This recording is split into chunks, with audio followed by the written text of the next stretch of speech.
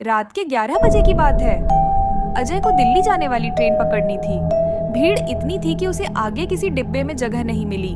मजबूरन वह आखिरी डिब्बे में चढ़ गया। डिब्बे में अजीब सा सन्नाटा था, न कोई आवाज न कोई हलचल। खिड़की से ठंडी हवा आ रही थी, लेकिन माहौल डरावना लग रहा था। सामने की सीट पर एक औरत सफेद साड़ी में बैठी थी, सिर झुका हुआ और बाल बिखरे हुए। अजय ने सोचा शायद कोई सामान्य यात्री होगी। ट्रेन तेजी से अंधेरे जंगलों के बीच से गुजर रही थी। अचानक डिब्बे की लाइट झपकने लगी। अजय का दिल तेज धड़कने लगा। उसने देखा कि वह औरत धीरे धीरे सिर उठाकर उसकी ओर देख रही है।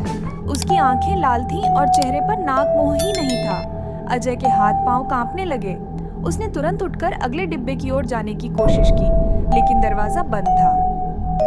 पीछे से वही औरत धीमे धीमे उसकी ओर बढ़ने लगी। उसके कदमों की आहट गूंज रही थी, जैसे पूरा डिब्बा खाली हो। अजय ने खिड़की से बाहर झांककर चिल्लाना चाहा, लेकिन बाहर सिर्फ घना अंधेरा और पेड़ों की परछाइयां थीं। ट्रेन तेज रफ्तार से भाग रही थी और डिब्बा बाकी ट्रेन से अलग थलग महसूस हो रहा था। औरत अब अजय के बिल्कुल पास पहुंच चुकी थी। उसने हाथ बढ़ाया और कहा, तुम भी अब यहीं रहोगे जैसे बाकी सब रहे। अजय ने डर से पीछे देखा। अचानक उसने पाया कि सीटों पर परछाइयां बैठी हुई थीं।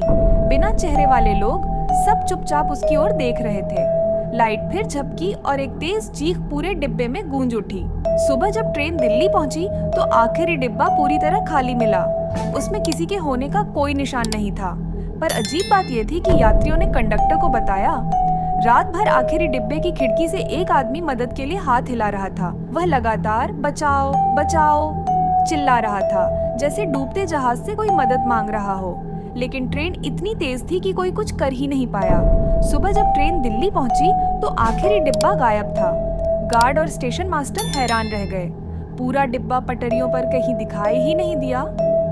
उन्होंने बाकी यात्रियों से पूछताछ की, पर सबने वही कहा, हमने उस डिब्बे की खिड़की से एक आदमी को देखा था। पर अचानक वह आवाजें बंद हो गई।